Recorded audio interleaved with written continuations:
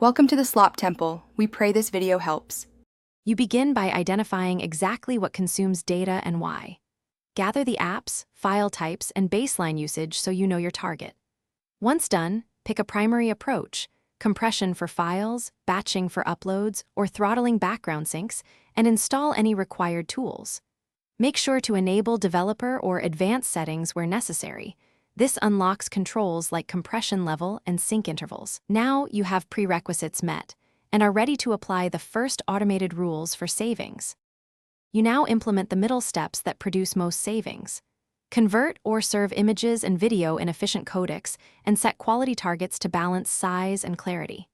Next, configure batching so data only sends in grouped updates. This reduces headers and handshake overhead.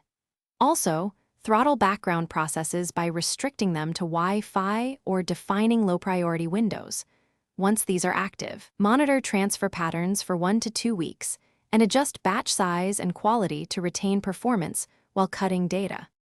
You finish by validating results and making the setup resilient.